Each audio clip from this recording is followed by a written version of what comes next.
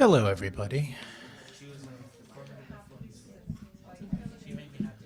and welcome to the Poetry Room at City Lights. And it's always nice to have poetry in the Poetry Room. Usually there's other things happening, but that's a real treat. My name is Peter Maravelis. I'm the events director here at City Lights. And for all those of you online, welcome to you as well. And as always, we are beaming to you from the unceded ancestral homeland of the Ramaytush peoples. Just want to take a moment to acknowledge that. So tonight's event is called Making and Breaking the Lyric. 4 poets engage the Polis. With us tonight are Rolando André López, Dean Rader, and Sarah Rosenthal. We were going to have Denise Newman with us. Sadly, she could not be with us. There was a tragedy in her family. City Lights would like to send out its condolences to her and her husband, and just wanted to let them know that we are thinking of them at this time. So our readers tonight are going to be reading inventive new work that probes issues ranging from the environmental crisis to the precarity of embodiment. We have with us Rolando André López, who is an educator, a writer, a translator. His work has appeared in Passages, in North, in ORCA, as well as many other journals. He's received citations in Best American Essays, and he's also a 2023 Puerto Rican Artist Fellow at MASSMOCA. He writes hybrid fiction, poetry, and essays. He makes his home in Oakland, California. We also have Sarah Rosenthal with us, who is a poet and filmmaker. Her works include Estelle Meaning Star, which is out on Chax Press, and with Valerie Witt, One Thing Follows Another, Experiments in Dance, Art, and Life through the Lens of Simone Forte and Yvonne Rainier, and The Grass is Greener When the Sun is Yellow, which is forthcoming from Punctum Books. Our films include We Agree on the Sun and also Lizard Song. And of course, we're going to begin tonight with Dean Rader, who has brought us all together. He has authored and or co-edited 12 books, including the poetry collection Self-Portrait as a Wikipedia Entry and Works and Days. Also, is the author of Before the Borderless, Dialogues with the Art of Cy Twombly. He is professor at the University of San Francisco and a 2019 Guggenheim Fellow in Poetry. I'm going to turn it over to Dean to get the evening started. Welcome to you all.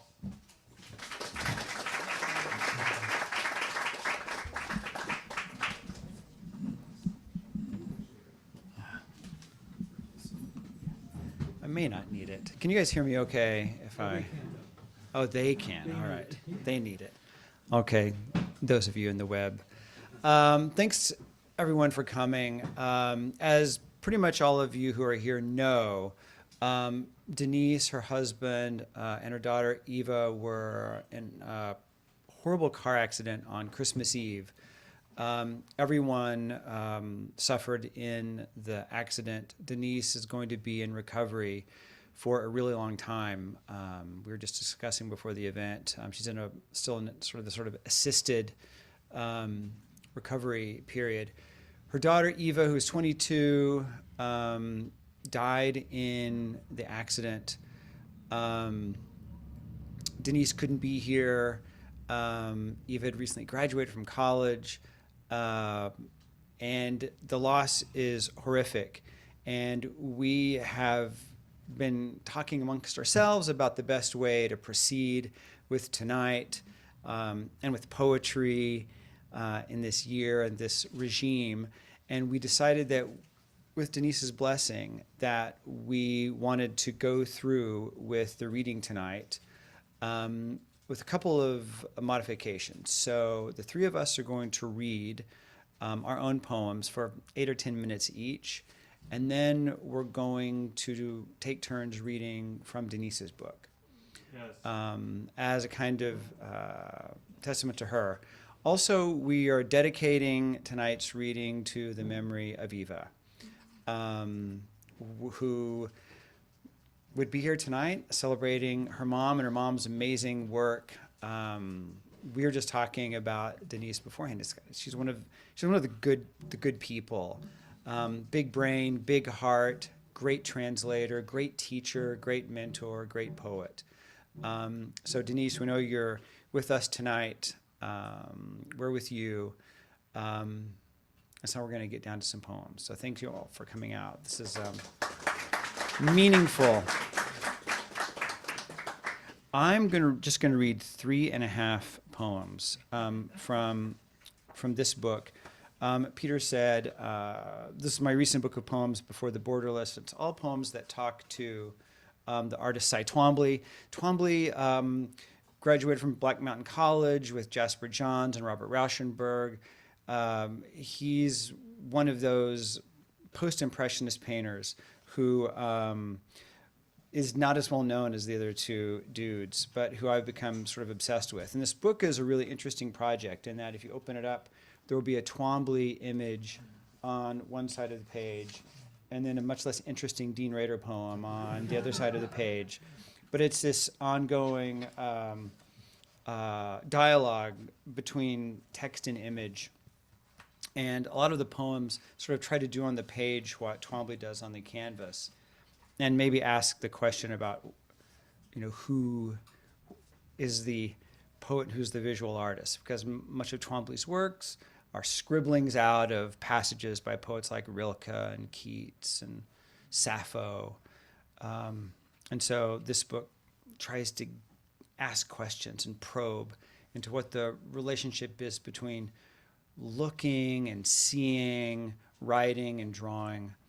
And this is a poem that explores that. And it's the second half of a longer poem that I was invited to write as part of this anthology that came out during the previous Trump administration called Letters to America. And I was thinking about the interesting relationship between letters, that we would send to people back when such things happened, and the actual literal letter on a page. And this is an epistolary poem. And so in the poem, I'll read this part, but the poem has a running column on the right, which is the entry from the Oxford English Dictionary on the history of the word letter. So these texts are also talking to this big painting by Twombly in which it looks like there's letters, but maybe there aren't. And I'm interested in inscrutability and lots of other things. Dear Twombly, master of the eternal E, unending O, what letter would you write to or for our country? What sign, what scrawl speaks through its own silence into the ear of our brightest hearing? Calligraphic and metonymic all at once. Yes, it is true that we may not hear, but we still might read. And yes, it is true that we may not read, but we still might see. Darkness blinds, but only until it is marked by light. Blindness darkens, but only until it is lit by mark. What awaits us, sigh, in the mailboxes of the dead? Here the glyphs and graphemes of our daily lives, seen at best unreadable, at worst struck through. It is time to draw the insurgent word, time to write the letter of our uprising on the envelope that is this land. To the tyranny of edict, I send the erasing angel. To the president of autocracy, I post the cancellation. I had no idea that poem would still be relevant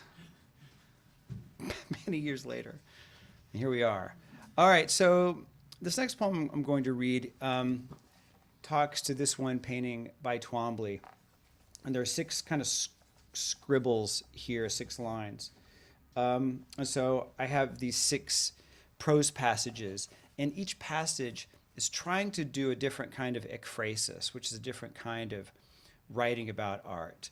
And you'll see as I work through. It's called Meditation on Instruction. And there's some weird words in here early on, and they're all parts of stems of wheat and grasses.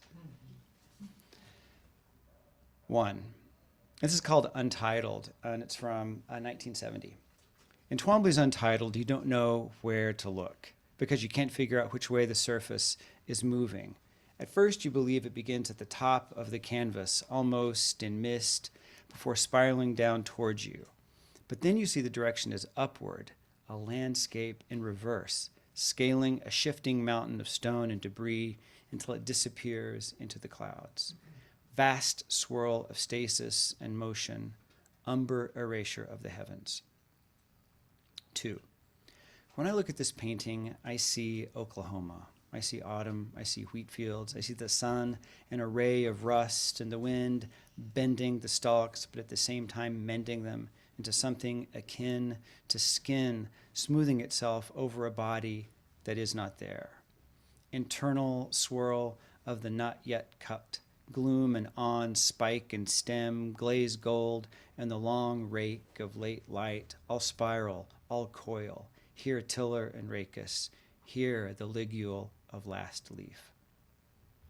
3. How many fields go fallow inside me? Do you recognize me, wind, blind, in the emptiness made by your moving? 4. This is one of the few scribble paintings Twombly executed in earth tones. Color is its own language, its own metaphor. Imagine the same composition, but in blue or green. Imagine this poem in stanzas. Imagine the dead deep below the surface of the field, the roots of the stalk stretching toward history as the little tips and the bright breeze make their own marks in infinite space. 5. In 1970, Twombly is 41 years old. He paints this in Rome, where 41 years later, he will die. This piece makes me think of death. The palette of harvest, the season receding into the long barrow of winter, the harrow hard into the ground, the nights numberless, cold and countless, the orange and ash and flesh and flint and fall, the silent shift from stem to soil, the last release, the unlocking leaf, the slash of sickle and sky, the brush lifting from the canvas, the pencil pausing. 6. When I was a boy, my grandfather walked me around the rim of our family farm. Wheat and more wheat. Nothing but wheat. Barely soil, barely a hill. It was Sunday. He was still wearing a tie. His shirt was the color of the wheat, his brown tie as brown as the dirt the wheat bequeathed. If you stand here long enough, he said, you will learn everything you need to know. I, who always wanted to be taught, asked him if he thought God could learn anything new. He put his hand on my shoulder, and we walked into the stalks like two figures stepping into a story from an ancient book that is yet to be written, and to the blank spaces where illustrations might go. The page, like the world, is always waiting to be known. When God looks at my life, the Lord learns nothing from me but infinite regret. But when the Lord looks at this painting, it's God who learns about light. Poem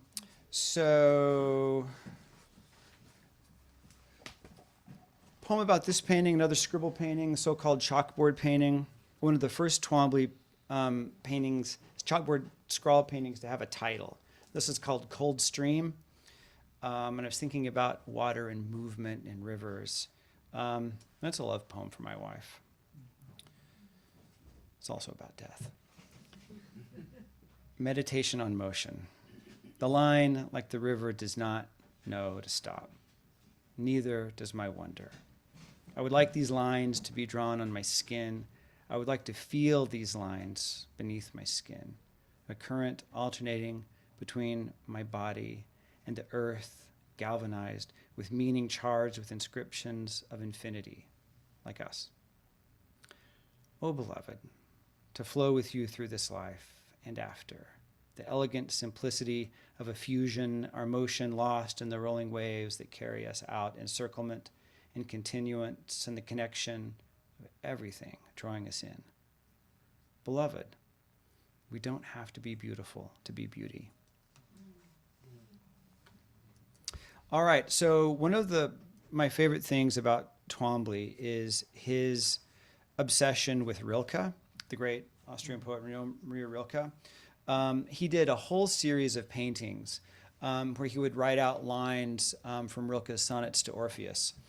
And this is one of the pieces. He did this whole series in 1979, this Orpheus series. And this painting is about the size of those 4 bookshelves. It's absolutely enormous. And it's glorious. It's just Orpheus written in Greek. And you can't really tell if the text is emerging or if it's vanishing, if it's being erased or if it's reclaiming the space. And I love the fact that I'm writing this poem about Twombly, who's making this work about Rilke, who's thinking about Orpheus, which is going back to Ovid. And here we all are. So thank you all for coming. This will be my last poem, so I'm going to turn things over to Sarah. This is called Once Again in Thought About Rilke, Twombly's Orpheus Paintings, and Fatherhood. I consider the inevitability of creation and loss. This is a parenting poem, I think, for all of us out there. This is for you, Denise. Scarred sky. The last beams bruised beneath the surface of stars. The whole world a contusion, slowly transforming from one thing to the next. The one cell, the one life, always becoming 2. What if it is the sun that follows the moon? How do we know we are not the bridle hard against the teeth of this life? Just because something has a saddle doesn't mean we should ride it. What would it take to be inside the music the cello does not know how to play? What would it take to say to the strings, make me silent? What would it take for the skin to sing its own song of blood and blooming? To know one truth is to know nothing. To wear your nothingness, well, now we're getting somewhere. I once believed I could be lifted by language out of language. I once believed the horse hooves in the distance were the ocean telling the rocks about water. I once believed loss would thread my mind's needle like a blind seamstress. But that was a long time ago. Now I understand that time is nothing more than pure duration, and that the mind is a field of herons who have lost their way. Even so, I will let the entire lie down in my body's blue light in hope that something will start to heal. Thank you all very much. Please welcome Sarah Rosenthal.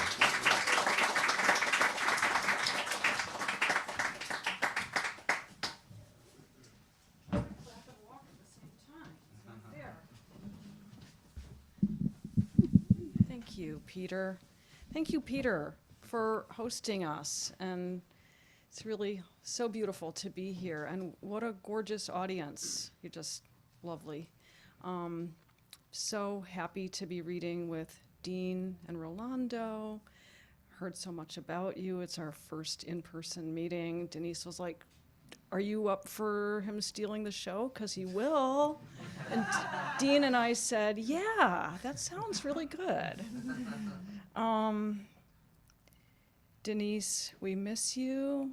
And Eva, we miss you.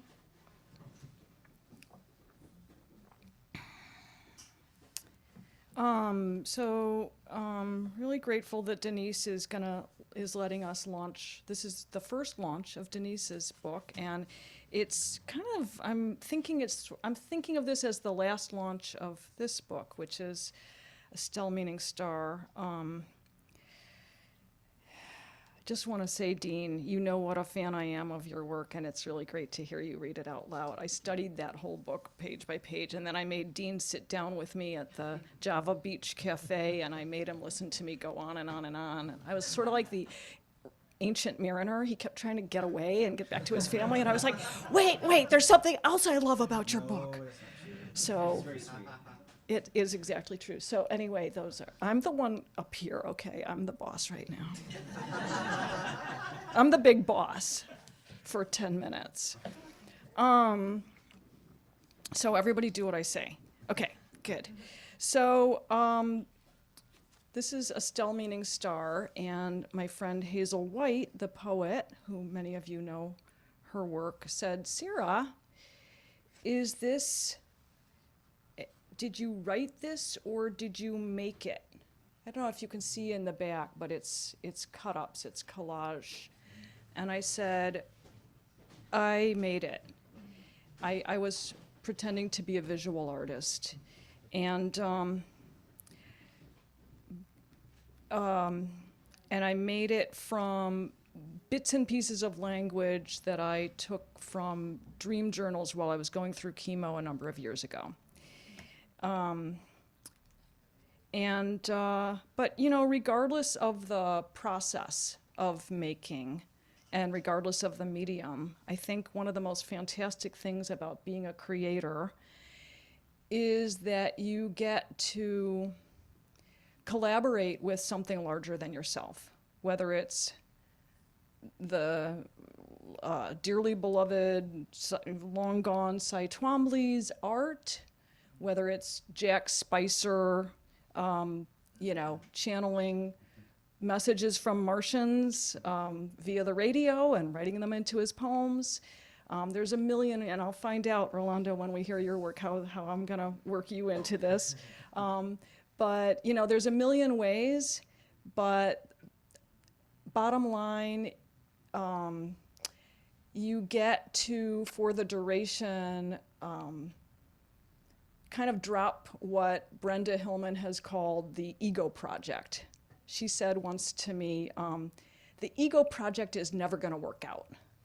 And I think as I go through my trajectory as an artist, poet, whatever, I more and more come to realize that that's the case. And so, collaging this raw, strange language and taking phrases, words, parts of words, single letters, and making something new out of them was a way to bear witness to a really crappy experience, while also making something new, participating in the making of something new. And so I hope that some of that sense of collaborating with the beyond, and not being totally in control and not using sort of like my same old tired ideas, I hope some of that comes across. So I'm gonna read, there's this kind of chorus of women who come in a couple times, sort of like a Greek chorus. I'm gonna read some of that, and then I'm gonna dive into the middle and read a little bit. City and ocean, the women are carrying these dying dead things. Any fear they have, they hide, walking along Pacific Rim.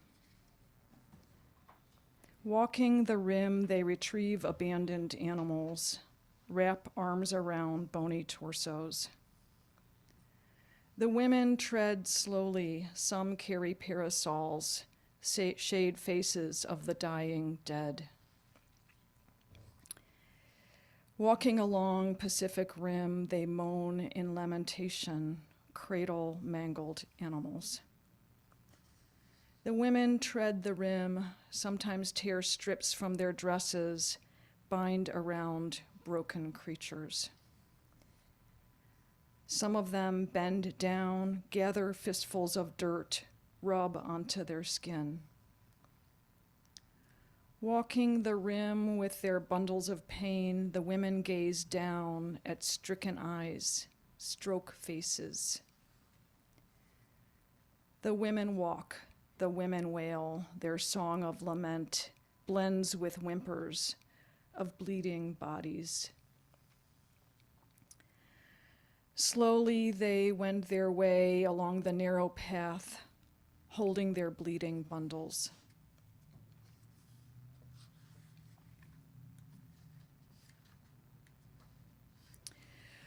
Bleached hair animal man eats in a dog way, sunburnt hands and knees behind a building on a little triangular block of open space.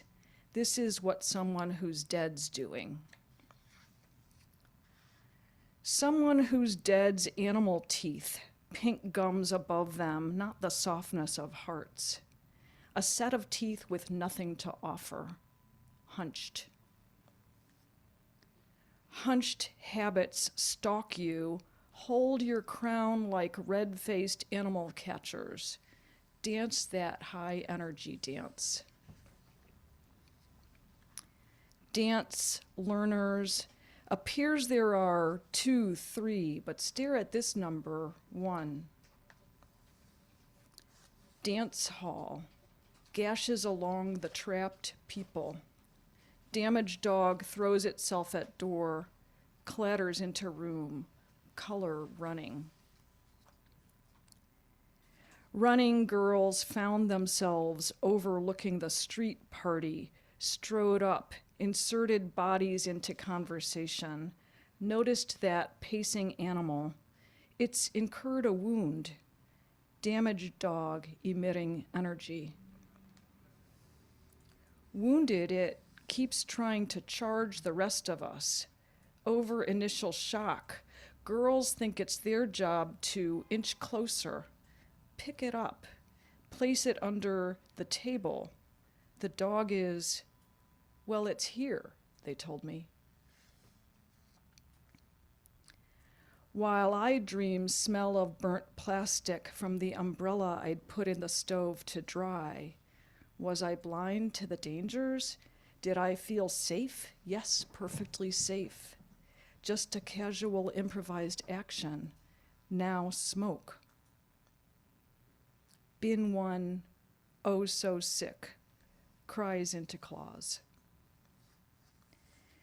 150 broken down years, broken number now, dead's an improvised happening. Won't be needing legs, elbows, earnest heart. I should feel more left out, but sweet-faced, hands on my neck. Where's the first page of my sheaf? I'm too late for that, she responds, suiting herself up, makes a small cut. Incision, squeeze, bitter pellets from watery pink tissue, filling many pages. Give things to people or take things and stuff them in a crowded, well-lit bus at every stop, moving closer. Assignment, walk loud blocks through crowds, unaware they're words. A phrase or sentence limps toward me, seems to be my damaged dog. Damaged dog limps up, wiry with short fur. Something stabbed makes blood prints, standing on hind legs, places paws on my shoulders. Stare pierces, head presses against mine, whimpering, don't wipe away this pain. This pain stretches the length of a body. Force myself to steady. Stay, I stay. Torn time. I've thanked the thin line that showed skin a world. I'm going to stop there and introduce Rolando. So very thrilled to be meeting you in person. I know that you and Denise are like this, and I know that you're an educator in the East Bay, and you're a poet, and you're going to read tonight from work that is hopefully going to be in your inaugural collection, as well as perhaps some work that has already been put out into the world. So welcome, Rolando.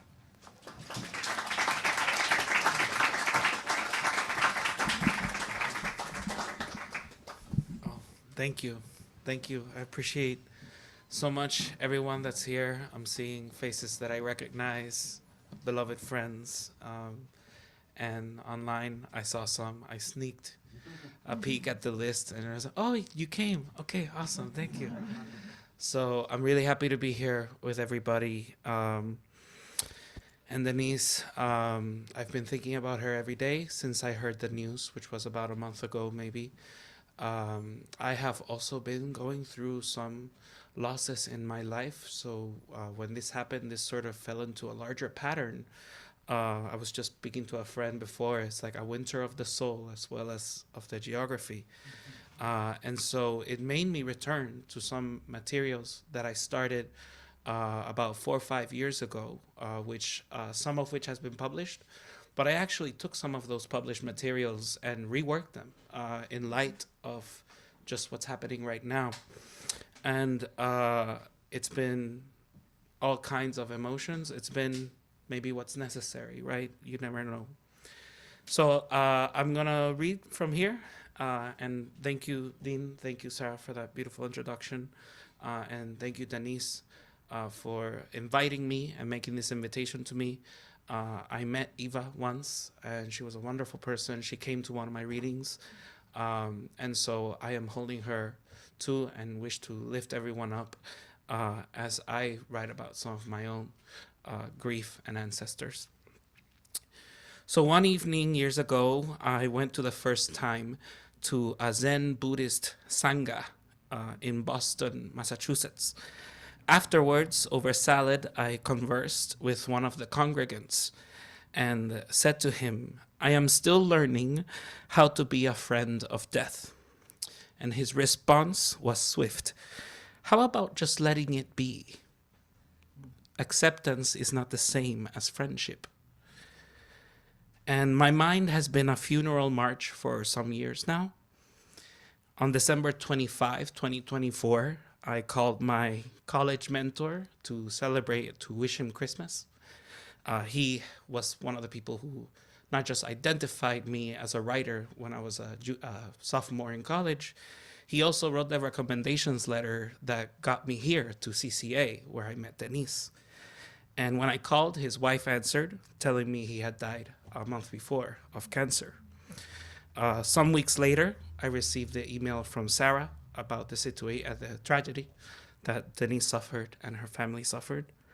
And then 3 days ago, as I was leaving work, my mother called me to let me know that Abuelito Georgie, my last grandparent on earth, had passed away in his sleep. So my mind has been a funeral march, sometimes dancing, always weeping, always alive. And I'll be reading 2 pieces from a work called A Name is an Unquiet City, which I began writing in 2021. Some of these have been published, some have not, but all have been revised and affected by this recent cycle and the attending contingencies. These lyrics meditate on the death of my first grandparent, Abuelo Israel, to whom my mind returns every day since I last saw him. Our names are unquiet cities, burning the breath of the countryside plains. Burning flat on paper, our names are llanos en llamas, llantos que aman, or planets the ocean sculpted from volcanoes, cual maravilla.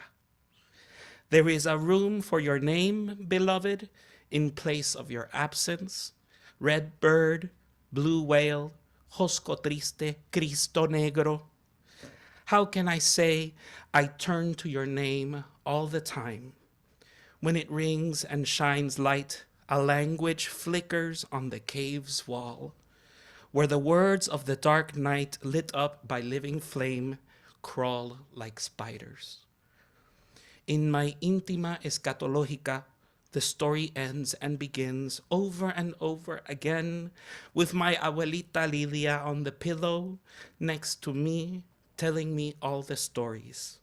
My family as a telenovela.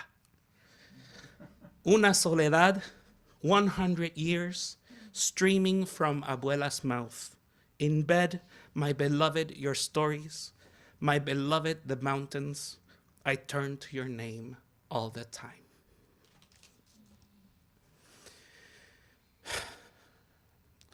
On 4/20/2018, Abuelo Israel died, 4 days before my 28th birthday, in a hospital room in Florida. He was my first elder to go. It was a Friday, and I was in New York City, hunched over a table at a cafe by Lincoln Square, reading Edwige Danticat's The Art of Death. 50 degrees and sunny, so say official reports about the weather that day in New York City. But in my memory, it was raining. On page 30, Danticat writes, "At 82, Leo Tolstoy died of pneumonia in the station master's house at a small town train station.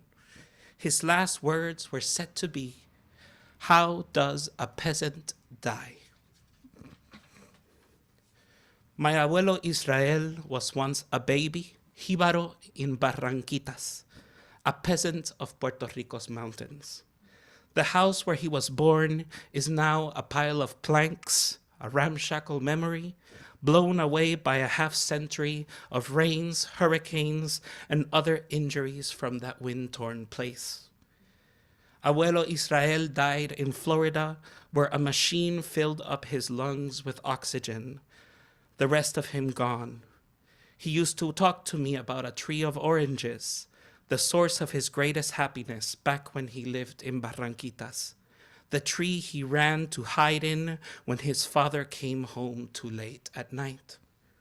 The child Israel knew hidden paths in the mountains. His mother had taught him how to fight, how to rescue. I would never hear a word from him again, but so many stories. A body alive through machines installed inside, pumping artificial breath at hundreds of dollars per minute. He'd had a heart attack in his home in Florida, where he had lived out his exile after a lifetime in Puerto Rico, our archipelago, where heart sickness is the leading cause of death. When I remember my abuelo's last rites ceremony, I am not in the hospital nor in a physical place. My where is La Cueva Madre. Darkness surrounds the room of that memory, as if our hospital room were a small orb of humans in an otherwise wide, ancient Caribbean cave, where the light glows green as the life stream. Us, we exist as ebbing lights in that cave, shining through each other. And the cassock-caped priest with the doctor of the church mustache and beard held up the cross to the eyes of Israel's soul and said, how afraid Israel had been, how afraid he seemed, though his eyes were closed and he said nothing, only grimaced, the mouth pleading with all those wires hooked into it. The priest said, Paz, Israel, God has forgiven your sins. Israel's open mouth said nothing but a groan. His heavy eyelids tears unshed. Israel was one to remember the losses. I remember all the chats. Him telling me, I know my son's death is not my fault. Everybody tells me that. I just keep thinking about that bed. If I had bought another bed, he wouldn't have hit his head on top of the bed's leg upon his fall. He was just a kid. He had just wanted to bounce. Your father was bouncing with him. Of course, back then he was just a kid too, but it could have been him. And I've thought of that. If it had been your father who had fallen, would you be here? But Tito wouldn't have developed epilepsy. I worried over him too much. I worried over him for 55 years. If I had bought a different bed, I wouldn't have had to bury my son with his white saint hat. His name was Orlando. He had married Maria. He sang karaoke on Fridays at the Korean restaurant.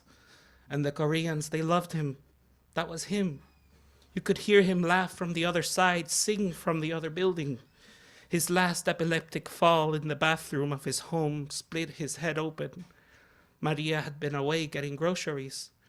I can't stop, pacing, thinking, if someone had been there to stop the bleeding, to hoist him up and rub his forehead, softly speaking amores, waiting for the ambulance, if I had bought a different bed. When I heard the news, it was evening, and I had arrived home from groceries to find cars lined outside my house like it was Año Nuevo. A pastor and his flock, who had all come to my house, ready to receive my weeping, 20 Christian families in my home. How could they all fit in that Florida house made of cheap plastic tiles for hollow walls? mothers, sisters, cousins, fathers, pilgrims of my granddaughter's Iglesia Evangelica. They all heard of Tito's death before I did. No one had felt capable of telling me my son had died. No one but the pastor and his entire flock gathered in my home. My son has joined the angels, he says. Everyone in that room of hollow tiles is looking at me. Mothers, fathers, children, my granddaughter, my wife. Where is she? She left long ago, and now my son is with her. And if you revere the son, then you must revere the mother. If I had gotten a different bed. I sit down and really want to ask them all to leave, except my granddaughter and my wife and mother. I'm nothing without her now. And they make room for me to sit on the living room couch. I sit down and look blankly at my hands, where soon I will have his ashes. And they wait and wait for the tears, and they wait, Father, but he is waiting for me now. And the priest says, Israel, your sins are forgiven. But Israel couldn't breathe. So the priest said it again. Dios te ha perdonado tus pecados, Israel. Israel, listen to me, Israel. You may rest in peace. And my grandfather Israel, that stubborn bull whose ferocity is the signage of April in the skies, he stopped jerking and grimacing and resisting against all the cables wrapped around his body, and the look of a baby seeing its mother for the first time dawned in his closed eyes. Baby breathing through a machine. I see you, abuelito, I tell him in La Madre Cueva. I do not hear God here, but I see you, abuelito. Behind your closed eyes, I hope you see me. Days later, the family choir sang psalms, and the switch was turned off, and the last mechanical breath left his body. Papa called me in New York and said, your abuelo has joined the angels, where Black Jesus as Maelo Cristo Negro sings all night. And in New York City, I built the image, lived into it, to pretend the memory was mine, too. As the lights of the final sacrament dimmed in La Madre Cueva, I read The Art of Death. How does a peasant die? Maelo Cristo Negro sings, nada cambió, todo es igual. The father is dead, nothing has changed, and all is the same. Thank you.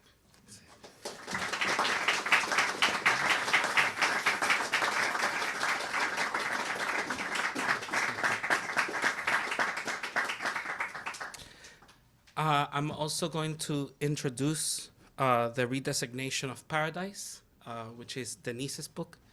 And I've been told that each of us should say a few words about the book and then read one poem from the book. This poem I'm going to read is very special for a couple of reasons. But I'll say a little bit about the book. It's called The Redesignation of Paradise. And I'm really attracted to that word redesignation because it means replacing, like where do we place paradise in the world? Where do we think paradise is, and how that affects what we think paradise is. And notions, sort of classical notions, battling, experimenting against classical notions of paradise, right?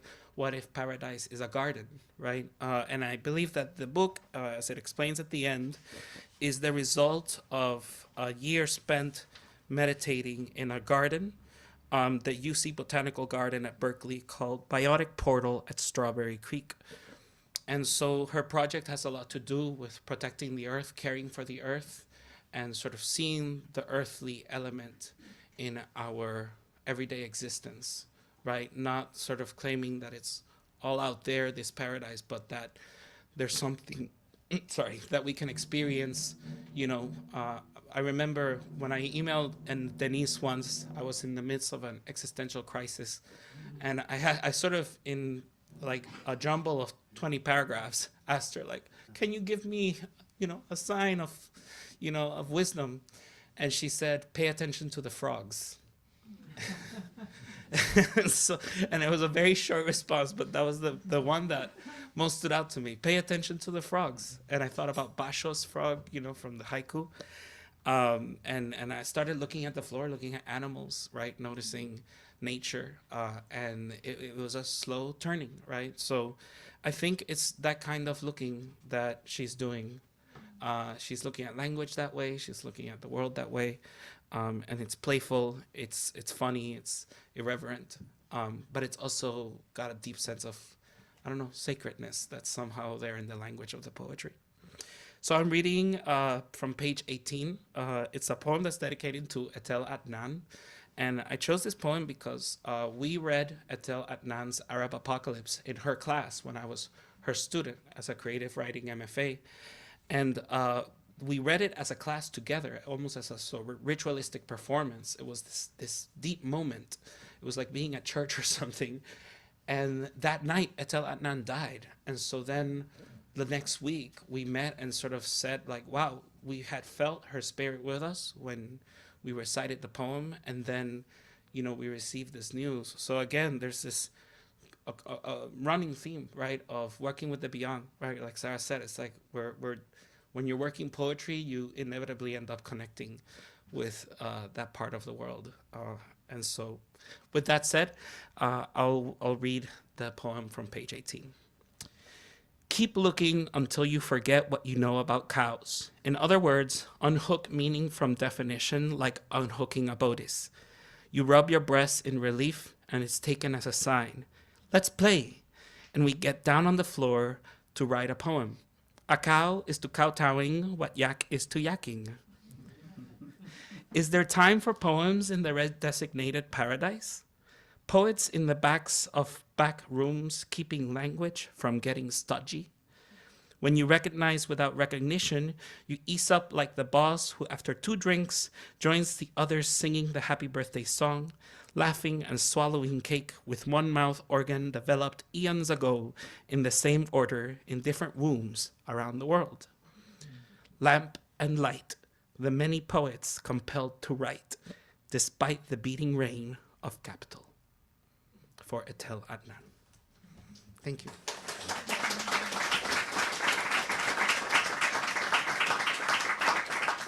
And here's Sarah Rosenthal to read more from Redesignated Paradise. Thank you so much.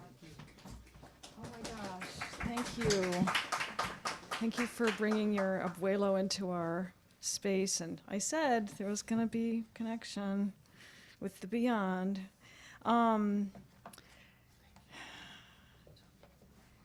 And a beautiful introduction to this book.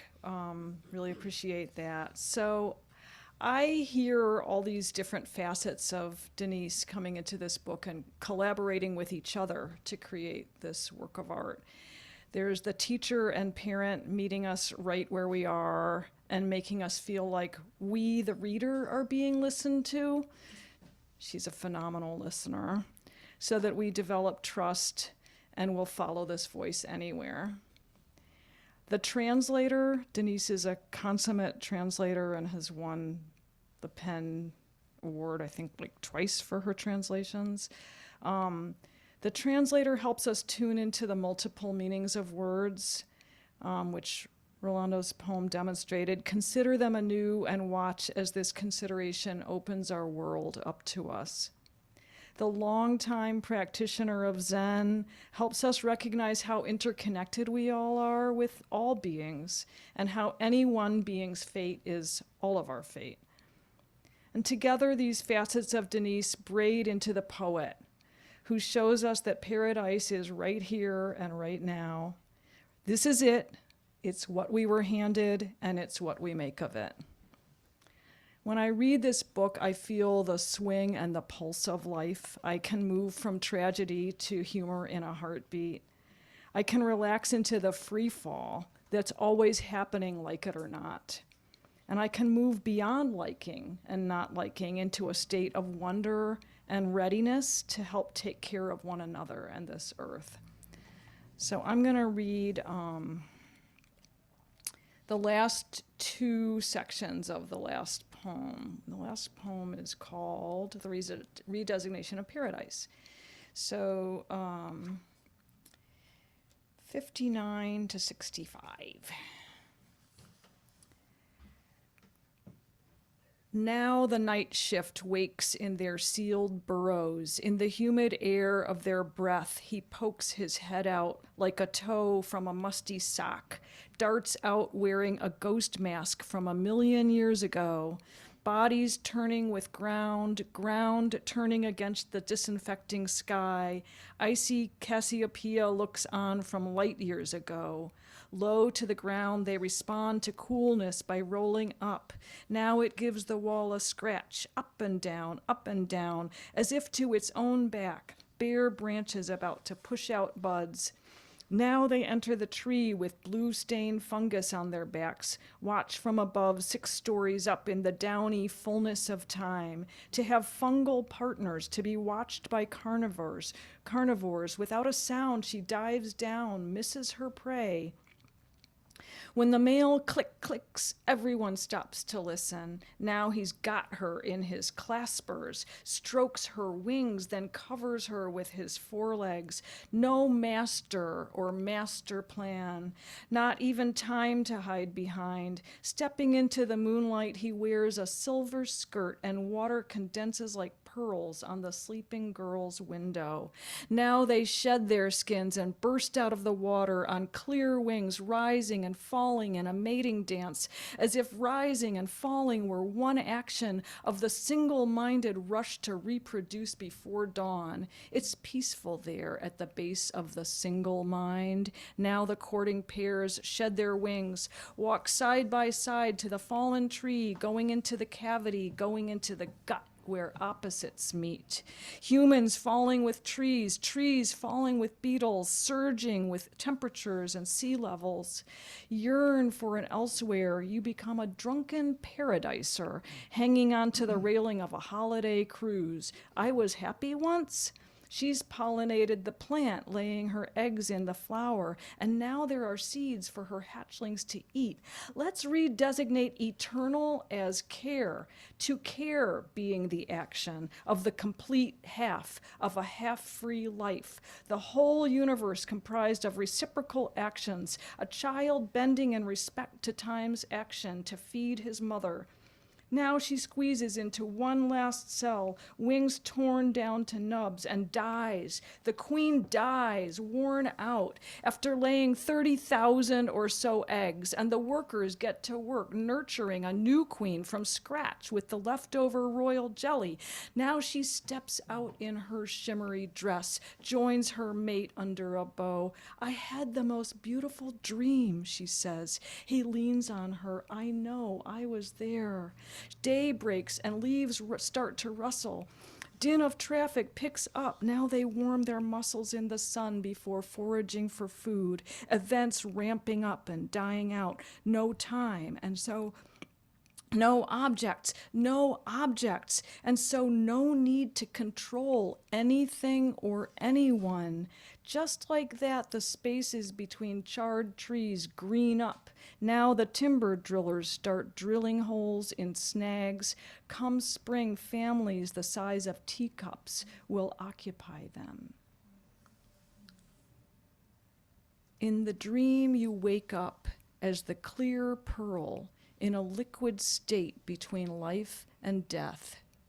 You take your time growing a new head and wings before taking flight, skimming the pond, your first day as a flyer. Dream or not, this is happening. So, Dean, wrap it up for us.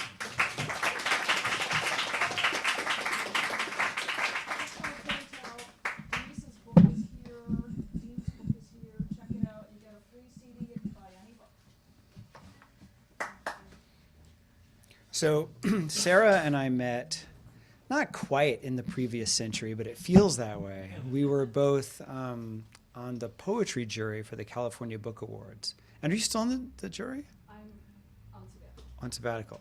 On sabbatical. So we read and have read so many books of poems, like an astonishing number of books of poems on that jury. And since.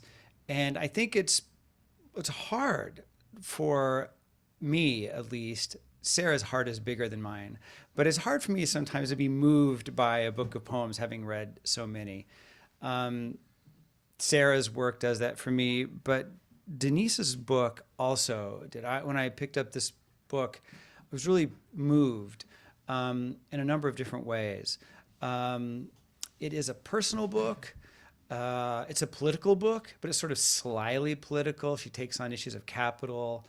So there are echoes of what does it mean to have this shadow of war cast on us? What does it mean to feel like we're living into the shadow of climate change? So it's asking these really big questions. And some of my very good students from the University of San Francisco are here, and they've taken my poetry class, and they know how much I like questions. I make them include questions in their poems. And I tend not to respond to poems that are certain about anything. And I love the way in which Denise's book asks these questions. I'm going to read a poem that does that. But before I do, I just want to thank Peter for hosting this. A round of applause for Peter.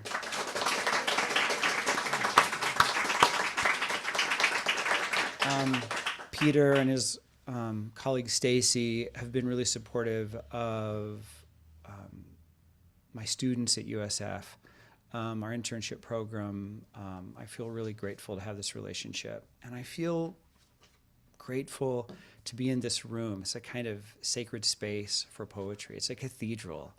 And this feels like the exact right place to be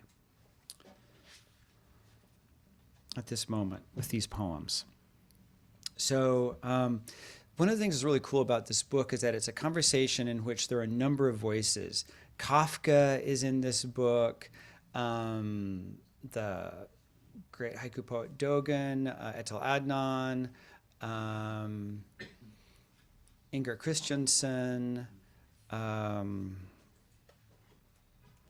It's really remarkable how many voices work their way into the book. And I'm going to read this poem with an epigraph from Inger Christensen. And it's this: "We prefer to seek out a paradise that we continue to lose." If only that was ironic. That's not her. That was me. All right, here's the poem. And thank you all again.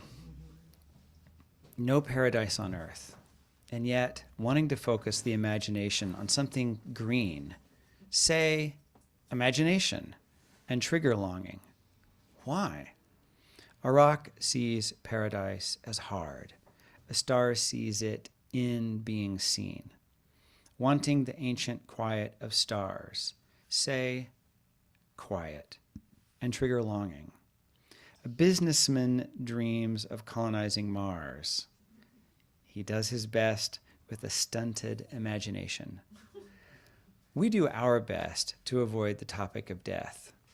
On the turnpike, driving past neat rows of Bayway oil tanks from crude to refined, pumped home to home, we're leaving the ancestral garden state, now following two straight-back monks to the United Gate, as if they're floating?